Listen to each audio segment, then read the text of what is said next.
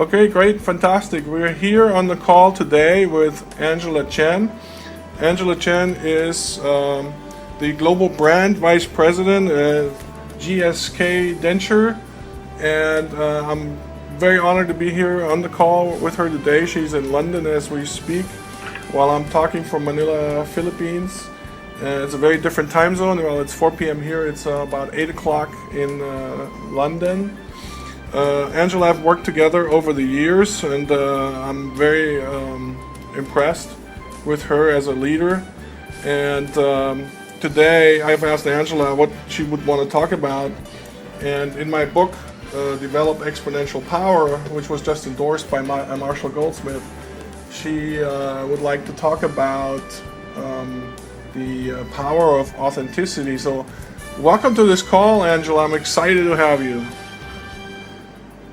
Well, thank you very much, Bjorn. I feel very, very honored to be asked to give this opportunity to me. So truly appreciate that. Yeah, same here, same here. It's been a few months since we spoke, and I'm excited just to hear your voice and see how you're doing and how your family is. It's always been fun working with you and very exciting. Yeah, absolutely. I mean, first time we spoke or met was 2005 back in Japan. Yeah. It does feel like a long time ago, but yet other days it feels like it was just yesterday. That's true. That's true. It does feel really good to hear your voice. Yeah, that was at Odawara Castle, right? Just about an hour from Tokyo. It was. I remember we were sitting out in the lawn and talking in teams. So. Fantastic, yeah, fantastic. Absolutely, and it's actually a very personal moment for me, of a day for me, that event, because I actually decided to have a child, and now I have a 2-year-old boy. So it's absolutely a critical milestone in my life, rather than just as a professional event. So it's astonishing as how things go, really. It really is. You know, before I had children, I had no idea how important that would be to my life and to me personally. It's true, very true. And I would probably guess it's that way for most people. Yeah, I would say that's for nearly everybody who has a child, I guess. Yeah, right. It's also a very humbling experience now hearing you're working with professionals day in, day out, a very high level conversation, and then all of a sudden there's this little human being, and all we talk is ooh and ah and gaga, and it's just mind-blowing, and it's so heartwarming to see them grow up and just smile, you know, just to smile at you. Absolutely. What a wonderful experience. Very cool, very cool. So what inspired you to talk about authenticity, Angela? Well, actually, really, I think as you got to know me over the course of the last 8 years, I think authenticity is truly the backbone, if not the principle, of my value as an individual. And I do see the importance of, call it, being real, because I think in the world where, I don't know whether it's fair to say that the people is perhaps getting more afraid of saying what's on really their minds, but there are other mediums that allow them to say, i.e. the social media and the other sort of faceless, so to speak, channels for everyone to express their point of view in general. However, I think authenticity remains a precious quality that you could acquire as an individual in the real life rather than just in a cyber life, if that makes any sense. Yeah, it's so true. And for me, that's a foundation on anything you build upon, whether it's about honesty, whether it's about trust. If without that, I think this world will be just empty, fake, made up concrete, if that makes any sense, because I think authenticity brings you real realness and the real sort of the blood and the heart of the human being. And I think I see that, and it certainly worked for me in the last 21 years of my career, and how I sort of being myself, if you like. So always people come around asking, oh, I need to get some career advice or how you have progressed. And funny enough, when you actually really think about it, I think one very important, call it quality, or one important fact Yes. throughout, whether you're 21 years old just starting your job, or whether you're a 50-year-old in the top of your career, or whether you're 60 about to retire. One important common thread for me is so critical is about being yourself. Yes. Because the job might change, the challenge might change. The category you work on might be different. The people you work with is going to be drastically different in this global organization or any global world, if you like. So true. But what can't change is yourself. You can't be possibly trying to reshape and then making things up as you go along, because eventually you'll be mad because you can't recognize yourself and nobody else can either. So to me, it's a fundamental stone or bone of everything to be built upon. Absolutely. Some people try it nonetheless. You know, they're one way at work, and then another way with this type of friends, and there's another way with that kind of friends, and then they're one other way again with the family. And then when you have a birthday party and everybody comes to the same party, they don't know anymore who they are. And get completely confused. Like, yeah, I mean, maybe some people can do that. Perhaps there's nothing wrong with them, because if they can naturally do that, and that's the way how they unconsciously or even without having to think to behave like that, then maybe that's okay. But I certainly can't do that, because I believe human nature only has certain amount of energy, brain power in your entire body, and when you're occupied in trying to be something else, then you actually lost the focus in doing what's really important, and hence almost sort of politically incorrect, but I was almost lazy to try not to be myself, if that makes any sense. Yeah, in a way, it's also hiding. When we hide ourselves from others, maybe we don't want to be perceived a certain way, or we do want to be perceived a certain other way, right? Or we don't want to make any mistakes. But in the end, I think people can tell when we're not real, when we're being more plastic, right? Or when we're hiding something. From your career, and you've grown very far up in very different, very powerful organizations. What difference does it make as you go up the ladder, and become a leader? What difference does authenticity make there on a team? I think, as I was saying, that being yourself is important no matter what stage your career is. But I think authenticity perhaps comes in different weights in terms of the impact, as well as how its influence can reach different people.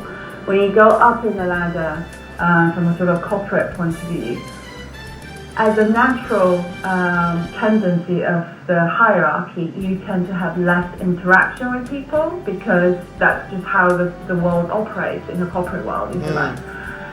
And hence, I think you already become distant as an individual to the majority of the population.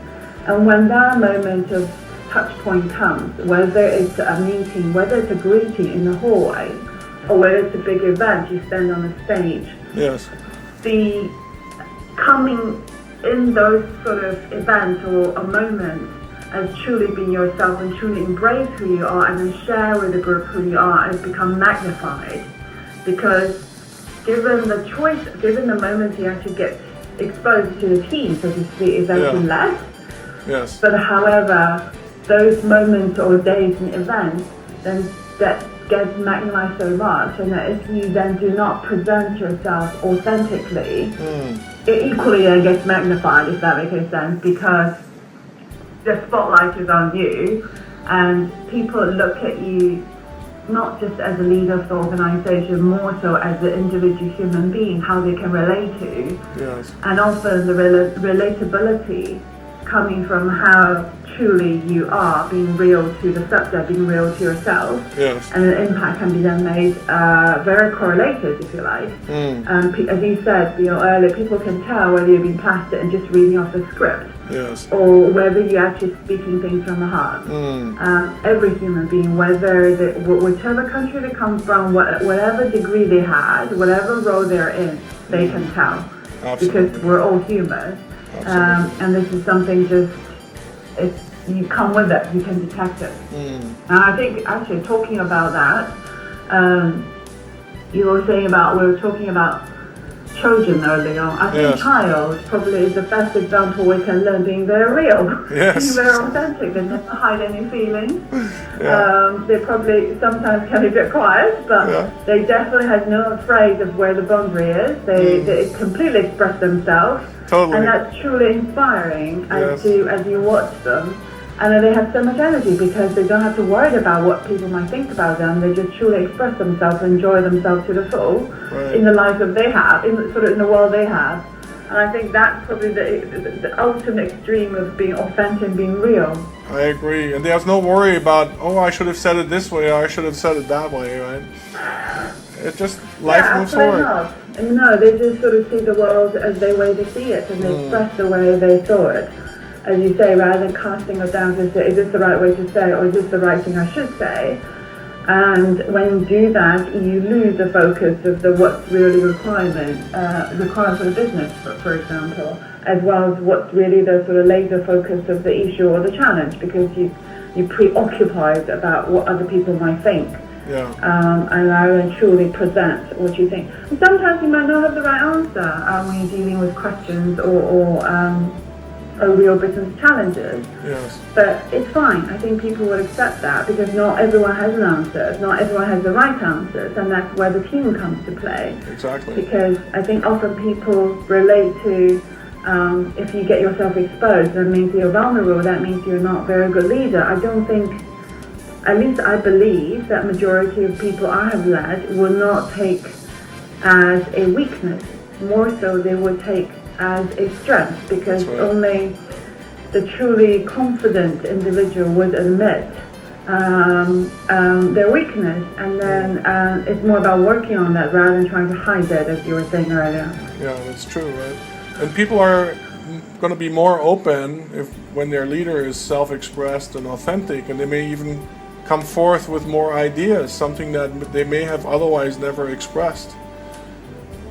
Yeah, exactly. I think, as I was saying, authentic is the foundation of everything. So your book talk about a chapter of growth, talk about the trust, talk about the empathy. I think once you open your heart, your mind will open, that everything else will then open doors. And I think, to me, authenticity is the key to many doors. Yes, that's so true. It'll open many doors. Even the door to the hearts. Absolutely, absolutely. And in my world, I see that's the only key, rather than there is different sets of keys in terms of open the sort of multiple doors. Because I think when you might get away with once or twice being not so authentic, but you won't get away with it third time. And then the doors will be shut forever because you've then broken the foundation of trust. Exactly. People don't trust anymore, no? And I think it's been said that the myth of communication is, well, the problem with communication is the myth that it's taking place. So many times people are talking, their lips are moving, and sounds are coming out, but nothing's being said, much less is being heard. And I think the problem with that is usually authenticity is missing. Once we start speaking with authenticity, people truly start opening their ears, they start being present, they try to tune into us and really be there with empathy, right? And it's like you said, it's the door to trust and empathy and to so many other things that can make a real difference, especially when we have to, as leaders, inspire others. If we don't just treat them as parts of a machine but as human beings, we can then fully unleash their real potential, no? Absolutely. And it has sort of, people might think it seems to be easy or not. I mean, sometimes maybe certain individuals, it comes naturally because they're just their style, if you like. But it does take a lot of courage and effort to be truly authentic because, as we were saying, we live in the world of cooperation. And you naturally, as human being, you're probably worried about what people might think of what you say, what people might react and what you do. So it does take quite a great amount of courage and effort to be consistent and authentic, even in a situation where you're completely being seen unpopular by but uttering the truth, if you like. Yes. Where people probably around the table would be nodding vividly and viciously, if you like. However, they would be too scared to bring that up. Yes. But so authentic is not only truly just for your own self's sake, but also it's genuinely for majority of the business sake. Yeah. Where not everybody necessarily has the courage, has that has the courage to speak for the truth, although they know what the truth is, if that makes any sense. Yes, so one's authenticity can actually take many people forward rather than just one individual. That's so true, and I think you brought up a very important point, and that is courage. That it takes often courage to be authentic, especially when we're not used to being authentic in the beginning. It can take a lot of courage. It's sort of a muscle that we need to build. But when it's there, absolutely. And when it's there, however, it doesn't just work in authenticity, it works in many areas. Once we have courage in one area, it's like a balloon, it increases in size, and then we may also have courage in other areas that will then turn out to be more positive. Yeah, it is. It's very true. But and also, I think once I read another sort of book called chapter of a book, so talk about authenticity, but also talk about being yourself more with skill. I think this is something sort of you discover as you grow older, like me. I think often I think authentic is different from being blunt. Yes. And different from sort of hurting people's feelings. That's true. Saying something real and say in a more constructive way rather than destructive way. Yeah. Equally, it would require some skill and thoughtfulness. Otherwise, it can come across rather blunt and potentially can hurt people's feelings. That's true, right? So I think the skill element is also quite important, as you asked me, as you sort of progress over the years on the corporate ladder, and what's important. One is about the magnifying impact as you go up, but there's also the skill requirement, because the people that you start to manage, you're leading, you're influencing, is also different, if that makes any sense, and hence the skill element comes in play quite intricately. Yes, it does, and you brought up another important point. It's how we are being authentic, right? Are we being authentic in a way that we're complaining or pointing fingers or putting someone down? Or are we being authentic in a way that we talk about how it could be more powerful, how it could be better, how it could be improved? Like the complaining I call, like, we're stuck in the past, so I call it past-based language. It's language based on the past. On the other, where we're more constructive, I like to call that future-based language. So where we talk about how it could be more powerful, more successful, more effective in the future, right? Everybody likes to hear how they could be more successful in life, or in the career, or at work. So it makes quite a difference which one we use. Are we talking about the past, or are we talking about the future? People tend to be much more open. But people tend to be much more open when we talk about the future, Yeah, you reframe things, if you like, because often the other thing is that sort of works for me, it's not related to authentic, it's being pragmatic. Okay. Because often I guess it's sort of being pragmatic or not being too precious about yourself, if that makes any sense, because I think you can't change the past. What you can do is learn from the past and don't repeat the same mistake, or actually making some new mistakes, if you like. At least you actually learn from the new things. Hence, using future language is actually very important to reframe the mind, to focus on the influence we can make, rather than dwelling over the past. And in all of this, I think also a leader or any individual, to be honest, I would think, do not take yourself seriously, but take the subject, i.e. the business, seriously. It's also equally important to sort of keep the business agenda going, as well as sort of the authenticity impact to be maximized. Yeah, that's so true. The business impact you brought up, can you share maybe some example, one or two examples maybe, or anything else you want to say about how authenticity had made an impact, maybe on one of your teams or one of a project or in your leadership? Any example? People always like to hear examples. Yeah, absolutely. I'm just thinking now. Okay.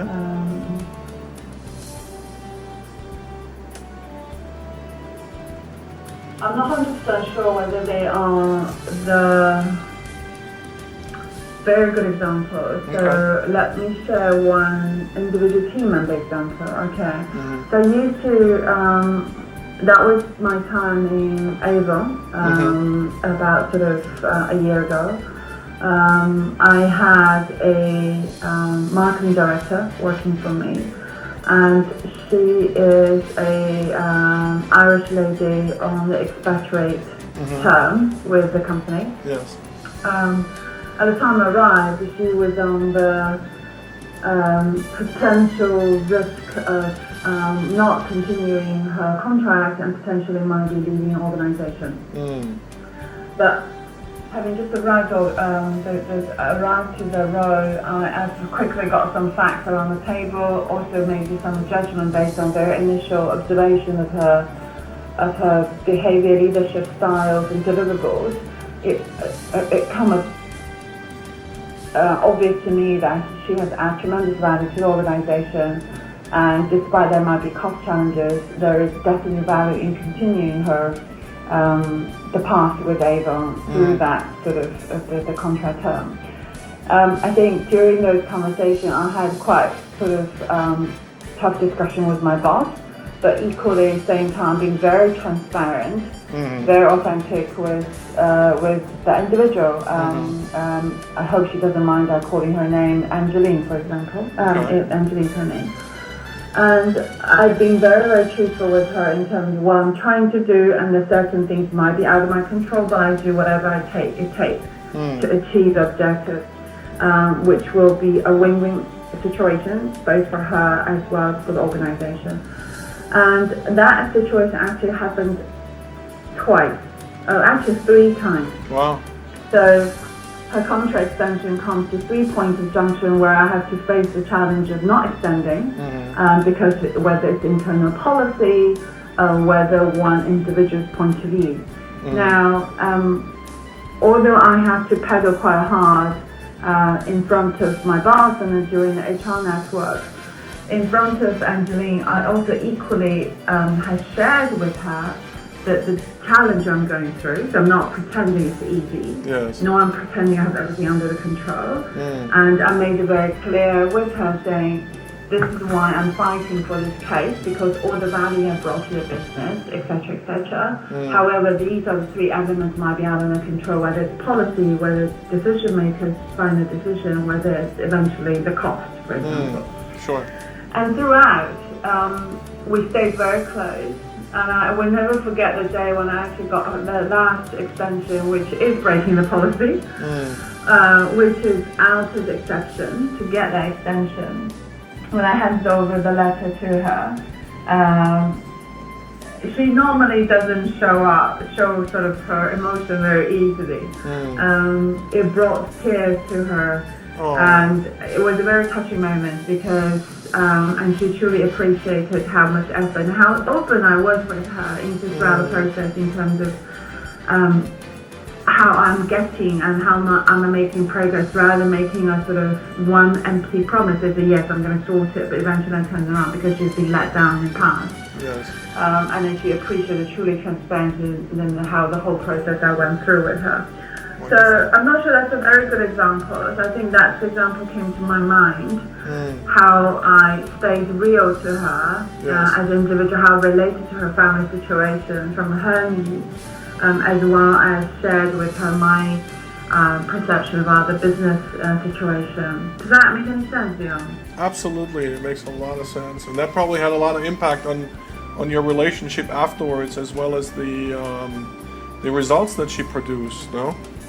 Oh, absolutely. Yeah, I think the impact is infinite, if I were to say. So I think I have built on the non-breakable trust with her, and I think that's going to last forever and ever.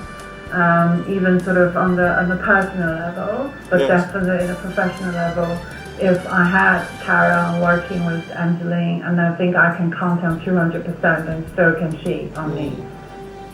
Yeah, and there's real benefit when we can connect to other people, not just as parts of the machine. I'm a gear, you're a gear in this machine, but rather as human beings, right? We're so much more than parts of machines, and there's so much more possible when we are being human beings rather than just some parts in the machinery.